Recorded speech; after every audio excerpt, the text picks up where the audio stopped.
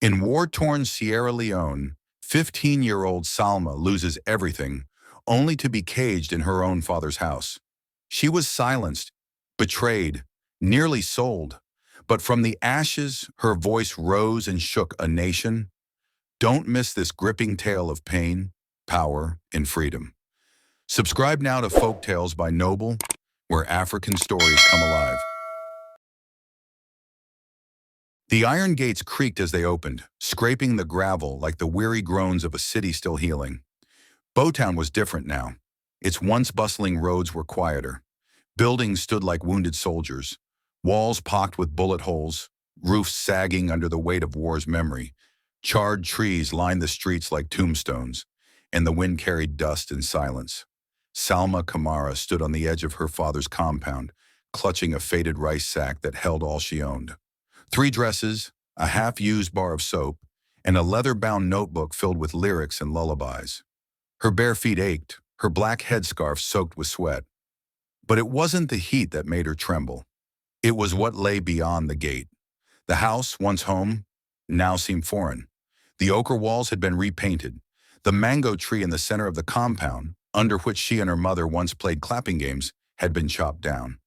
In its place stood a gleaming Toyota Hilux. She knocked. A boy with his father's eyes opened the door. He couldn't have been more than 9, but arrogance already bloomed in his stance. "Yes?" he asked. Salma hesitated. I'm here to see Pa Lamine." Before he could answer, a woman's voice rang from inside. "Who is that?" "Kachi, why are you standing there like a log?" The boy turned and yelled back, "One girl is asking for Pa."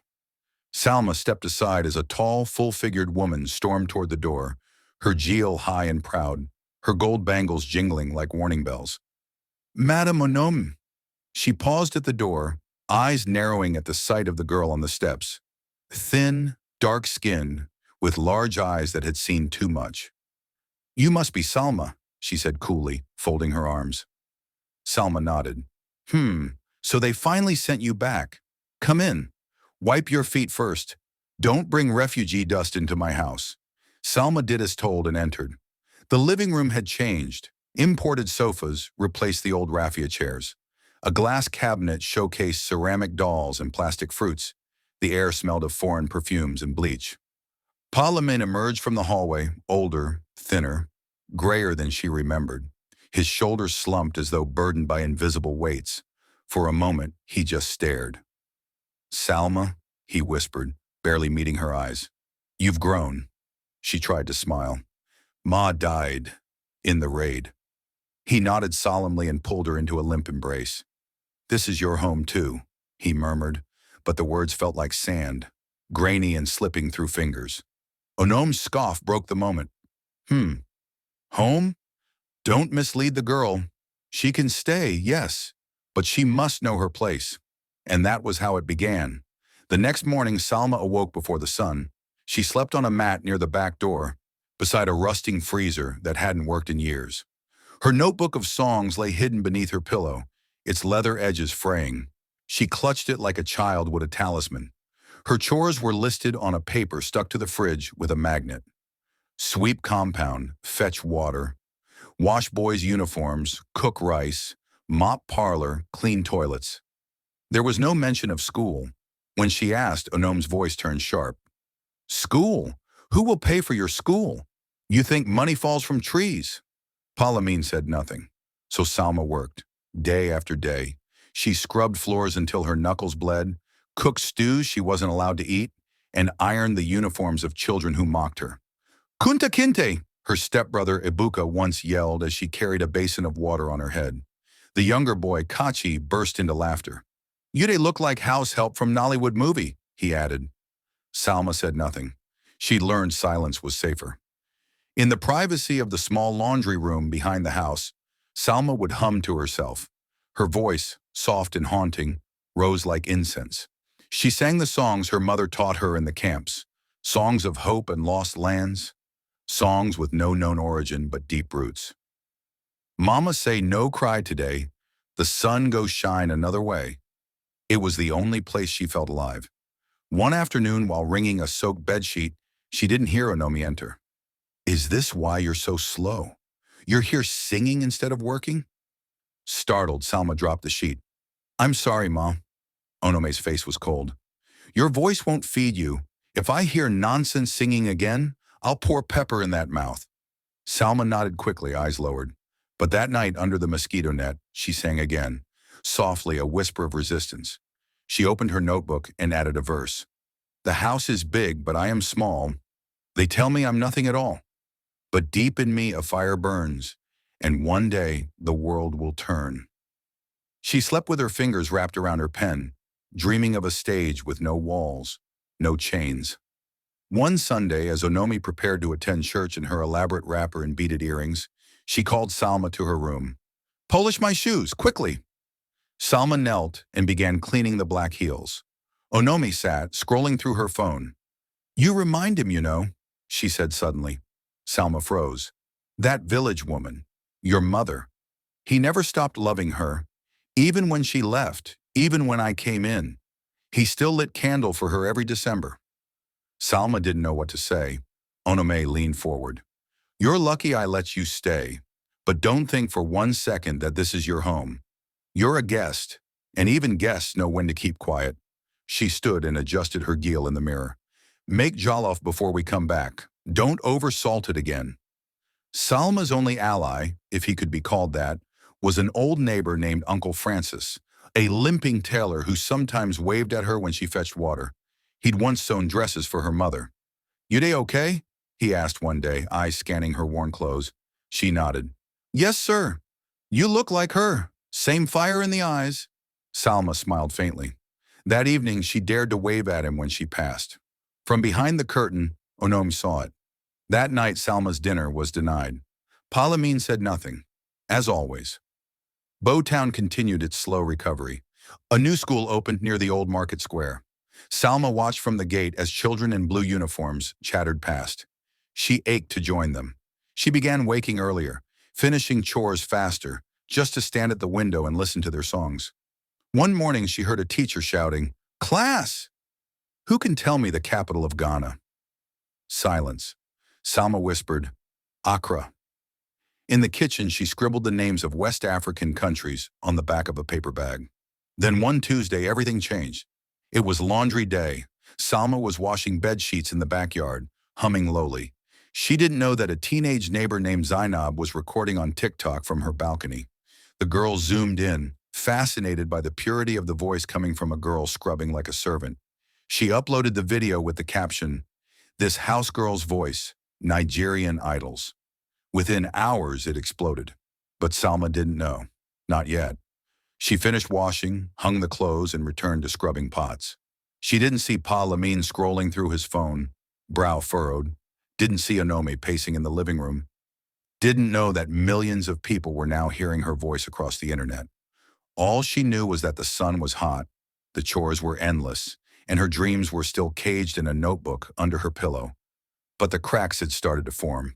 And soon even the cold walls of Madame Onome's empire wouldn't be able to contain what was coming.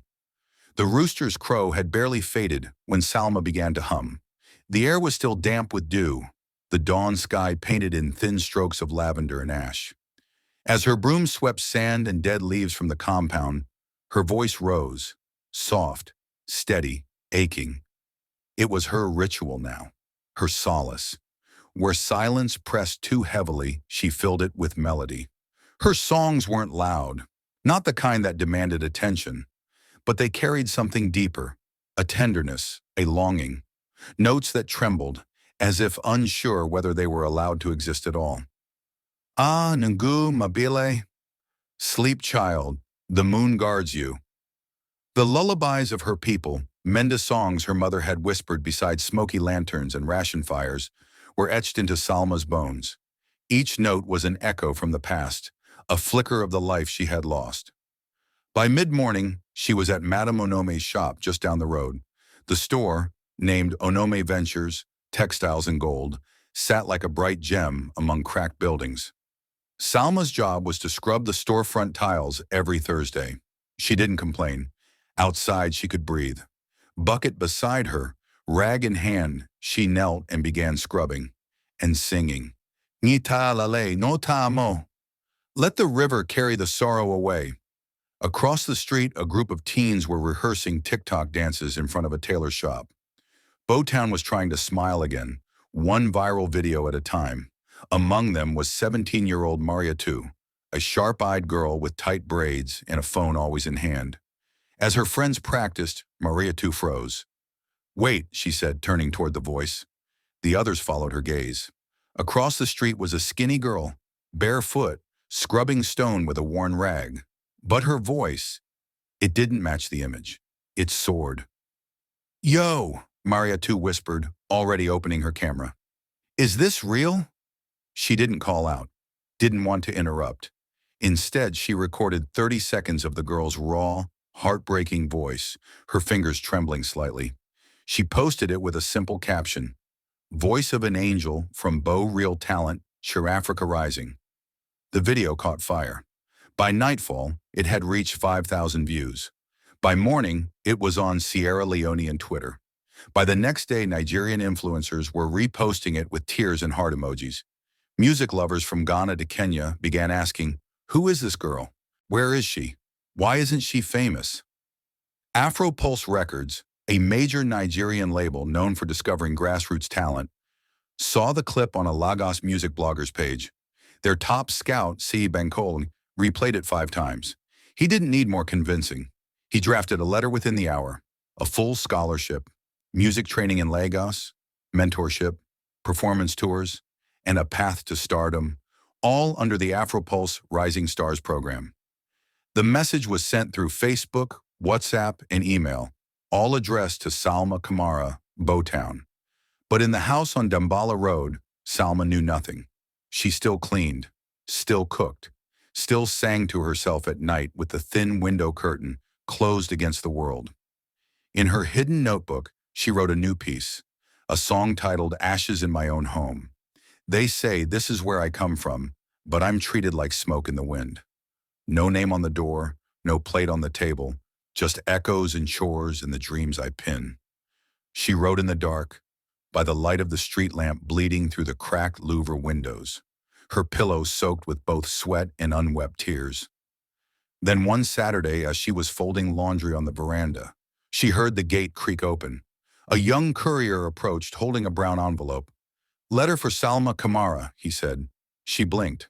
"I'm Salma." He handed it over with a nod and left. Curious, she examined the envelope, thick, branded with AfroPulse. Her heart skipped. But before she could open it, snatch! Onome appeared out of nowhere and tore it from her hands. "Where did you get this?" she demanded. I don't know. The man brought it." Onome glanced at the return address, her eyes scanning rapidly. She went quiet. "This is not for you," she said sharply, "but it has my name. You think you can receive letters? You're under my roof. Anything that comes here belongs to me." Salma's throat tightened. She wanted to protest, to scream, but she had learned. Words could be punished. Onome turned and stormed into the house, envelope crumpled in her jeweled fist. That night, in the privacy of her bedroom, Onome read every word, her lips curled. Naira signs, dollars, fame. But all she saw was opportunity. Not for Salma, but for herself. She wouldn't let this girl become a star on her terms. Instead, she called an old friend, a shadowy Ivorian talent broker named Maurice, who dealt in children with marketable potential. He'd placed dancers in French clubs, singers in exploitative contracts across Europe. He owed Onome a favor. "She can sing?" he asked. "Like a bird. Send me a clip. If I like it, I'll arrange her visa. And your cut." Onome opened her gallery, found the video of Salma singing while washing plates, a secret recording she had made one rainy morning. She sent it. Days passed. Salma waited, unaware. Something in the air felt different, charged. One evening she overheard Palamine ask quietly, "You didn't tell her about the letter?" Onome scoffed. "That's a child. She'll ruin it. This is business, not play. You want to sell her dream? I want to save this family from poverty. She's my daughter. She's a ticket, and tickets are meant to be used." Silence. Salma shrank behind the curtain, the words slicing through her. She didn't cry. She walked back to her corner and pulled out her notebook. Her fingers trembled as she wrote, "My voice is mine, not yours to sell, not yours to cage or break or quell. The world may trade in lies and gold, but truth is something I still hold." 2 days later, Onome received a call. Maurice had spoken to a sponsor in Dubai, one with interest in young African voices. The deal was nearly closed. Paperwork would be arranged. Salma just needed to be prepped and shipped quietly. "Don't tell her yet," Maurice advised. "Just get her passport. The rest we'll handle." Onome smiled as she ended the call. The next morning, she called Salma into her room. "You'll be going on a trip soon," she said, feigning kindness. Salma blinked. "Trip?" "Yes, to Nigeria, maybe even abroad. Big opportunity." Salma's eyes lit up. "Did the letter?" Onome's smile dropped. "I said I'm arranging it. You'll go when I say. No questions." Salma nodded slowly. Something felt wrong. Too quiet. Too controlled. That night she went to Uncle Francis, the old tailor 2 houses down. "I need help," she whispered. "Did anyone send a letter for me?" He looked at her, confused.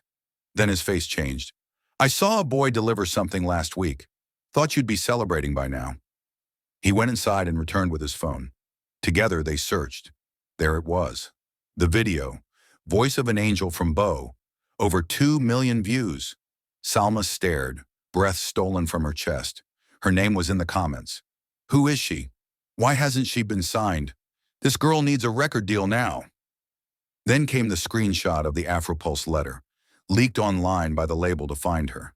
Tears filled her eyes. She ran back home, heart pounding, notebook clutched tight.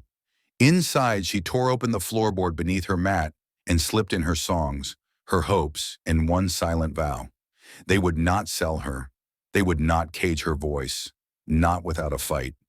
The night air in Bo was thick and heavy, as if it too was holding its breath.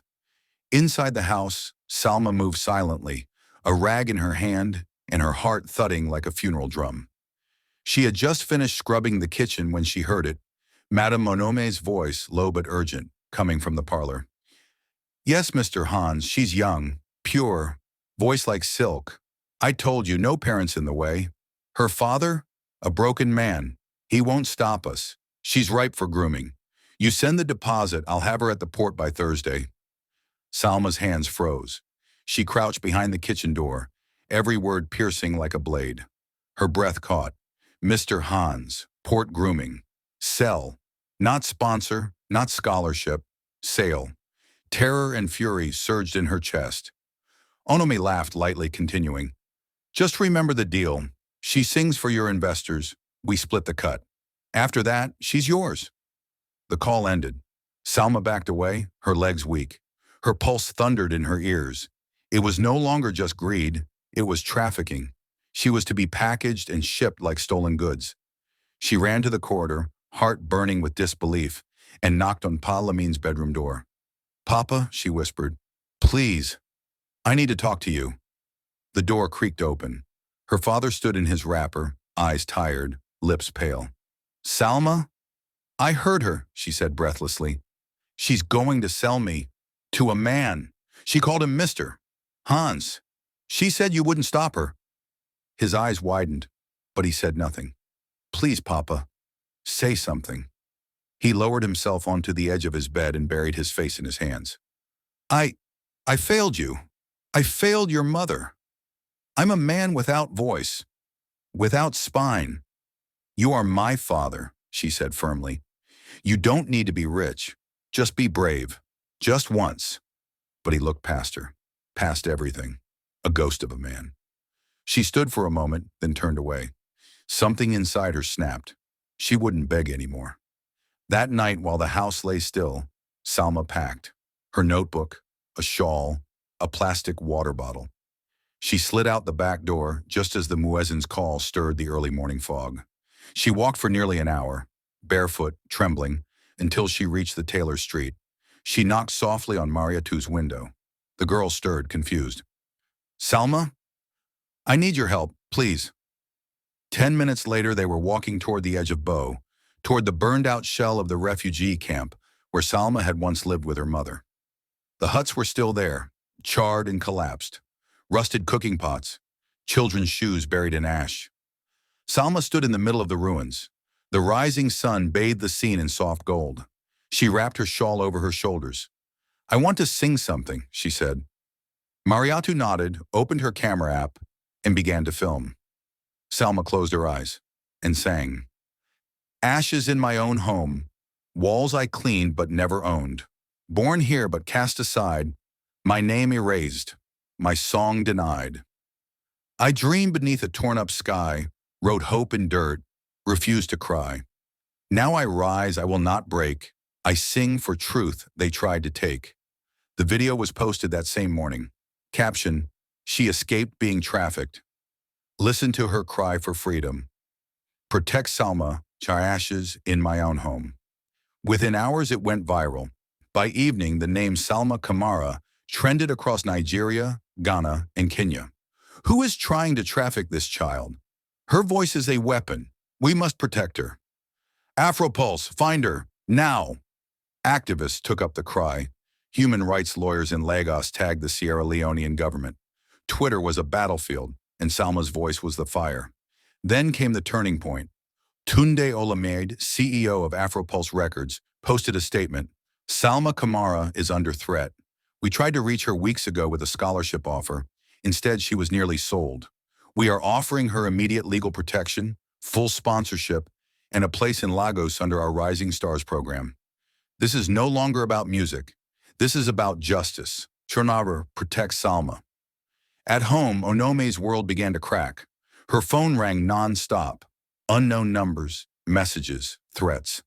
Photos of Salma's performance were everywhere. People recognized the compound, the shop. Neighbors whispered. The police hadn't arrived, yet, but they would. She panicked. She barged into Salma's room, empty, screamed. Ransacked drawers, nothing. Then she called Maurice. "It's falling apart. The girl's gone. Journalists are sniffing around. They know." Maurice was blunt. "You let it get out of hand. Burn everything. Disappear." That night, Onome packed a bag. She found Salma in the early hours, hiding in Uncle Francis's shed, and dragged her out by the arm. "You think you can destroy me?" she hissed. "You think the internet can save you?" Salma struggled. "Let go of me." But Onome was strong, furious, desperate. She shoved Salma into her SUV and drove toward the coastal highway, heading toward a fishing village near the border. "You'll keep quiet now," she barked. "No singing, no phones. And when this cools down, we'll start again, with new papers, new life. You owe me that voice." Salma stared ahead, silent, unblinking, a fire lit behind her eyes. She didn't cry, not anymore. Back home, Pa Lamin sat on the edge of his bed, shaking. He had found Salma's notebook, left open on her mat. He read every line, every lyric. One entry was circled in red. "If I die in silence, let the world know I screamed first." He clutched the page to his chest. Then he rose. 2 hours later, as Onome stopped for petrol at a quiet filling station, Salma saw a figure approach from the bushes. Her heart raced. It was him, her father, Pa Lamin, barefoot and breathless, eyes blazing with purpose. Onome turned. "What are you doing here?" "She's my daughter," he said, voice firm, "and I'm taking her home. She belongs to me now." "No," he said, "she belongs to herself." Then he turned to Salma and reached out his hand. For a moment she hesitated, then ran to him, tears blurring her vision. Onome shrieked, "You're throwing away everything. The money, the deal." Pa Lamin pulled Salma behind him. "You already burned everything." Before Onome could lunge again, 2 policemen emerged from a nearby truck. "Madam Onome," one of them said, raising his badge, "you are under investigation for attempted child trafficking. Come quietly." She froze. Her mouth opened, then closed. Rage gave way to disbelief. The officers cuffed her. Salma watched as the woman who had ruled her life was led away, no longer golden or feared, just another fallen queen. A week later, Salma stood at Lungi Airport, holding her passport and a new notebook. Tunde Olamide stood beside her, smiling. "You ready to begin?" She nodded. He handed her a boarding pass. "From ashes, right?" She smiled faintly. No, she said. From fire. In Lagos, her voice would rise. Not from behind walls, not under command, but on a stage, before cameras, before lights. The world was listening now, and Salma Kamara was ready to sing. The plane touched down in Lagos just after noon. Heat and humidity rolled through the airport like thick breath. Salma stepped off the jet bridge, gripping her small carry-on and notebook. She was barefoot in spirit, raw, unsure, but no longer caged. From the terminal windows, the city blinked at her. Lagos, noisy, sprawling, unapologetic. It felt like another planet from Bowtown. Yet as the driver held up a sign with her name, Salma Kamara, she felt something shift in her chest. Not fear, not yet confidence, but something new, becoming. Afropulse was waiting. Tunde Olamide, founder and icon, met her at the gates of the Afropulse Creative Academy with arms wide open. "Welcome home," he said. Home. The word tasted different now. The school itself was an oasis of rhythm. Graffiti walls painted with lyrics and legends. Students dancing between buildings, voices harmonizing from open windows. For the first time in a long while, Salma didn't feel out of place. They enrolled her in vocal performance, songwriting, stage presence, and Mende language preservation. Her mornings started with vocal scales. Her evenings ended with hands scribbling lyrics by lamplight. The first song she recorded in the Afropulse studio was the one born in ashes. Ashes in my own home. When the beat dropped beneath her trembling soprano, something happened. Magic met memory. The pain in her voice wrapped itself around the chords. The producers paused, headphones off, blinking in awe. They didn't need autotune. The single was released a week later. At first, it was played on Afropulse radio, then Sierra Leonean national stations, then Nigerian TV, then Nairobi and Accra. Ashes in My Own Home became an anthem, not a pop track, but a revolution. At women's rights rallies in Kano and Banjul, women danced and wept to it. At refugee fundraisers in Dakar, little girls sang the chorus in shaky voices. It was played in orphanages, girls' schools, and UN safe houses. And everywhere, one name echoed: Salma Kamara. Meanwhile, back in Bo, the investigation against Madame Onome deepened. Her name surfaced in connection with Mr. Hans and at least 3 other minors. The charges: attempted child trafficking, fraudulent sponsorship deals, abuse of a minor undercare. Her empire crumbled. Onome Ventures shut its doors. Her face was removed from community boards. People whispered her name with disgust now, not respect. The woman who once ruled over servants now awaited trial. Salma heard about it in the news, but she didn't gloat. Instead, she focused on healing. One day, while on set for a televised interview, she received a letter in a simple white envelope. No stamps, no logos, just her name, handwritten. She opened it slowly. "My daughter, I cannot undo my silence. I cannot erase the shame of watching you burn while I stood still. But every night since you left, I have sat with your notebook, and I have cried for the girl I abandoned. Your voice woke me up. Not just your music, but your courage. I may never deserve your forgiveness, but I send you this prayer. Fly higher than any of us could imagine. And if ever you feel alone in the sky, know that your Father sees you now, truly sees you." Pa Lamin. The host read it aloud during the segment. By the end, the studio was silent. The cameraman wiped his face. The host clutched Salma's hand. And millions across West Africa cried. Afropulse approached her shortly after with another proposal. "Let's tell your story." They partnered with a documentary team from Al Jazeera. The project was titled Voice Not Chains, the Salma Kamara Story. It followed her from Bo to Lagos, her songs, her scars, her quiet strength. The footage of her singing in the ruins of the refugee camp became the opening shot. The documentary premiered at the Dakar Human Rights Film Festival. Then it aired globally. With her rising influence, Salma launched a nonprofit, Voice Not Chains Foundation. Its mission: to support war orphans, fund education for displaced girls, and create safe spaces for those silenced by domestic oppression. The first initiative, rebuilding a music hall at the same refugee camp where she once lived. She named it the Mama Zainab Center, after her mother. When she cut the ribbon at the opening, Local children danced around her, chanting the chorus to her song. But the most unforgettable moment came on the eve of Sierra Leone's Independence Day. Freetown, the national stadium, 15,000 people. The crowd stretched beyond the gates, flags waving, torches lit. Salma stood backstage, white dress flowing to her ankles, a sash of mende kente wrapped around her waist, her mother's old fabric, preserved and tailored by Uncle Francis. Tundi placed a mic in her hand. "This is yours now." The lights dimmed. Her name was announced. The crowd roared. She walked onto the stage, barefoot by choice so the earth could feel her return. And then, silence. She looked out at the sea of faces, girls in hijabs, women holding babies, old men clutching radios, and took a deep breath. She raised the mic. "For every girl who was told she was nothing, for every voice stolen, every dream sold, tonight I sing not for fame, but for freedom." The music began, and she sang, "Ashes in my own home, but now I stand, not alone.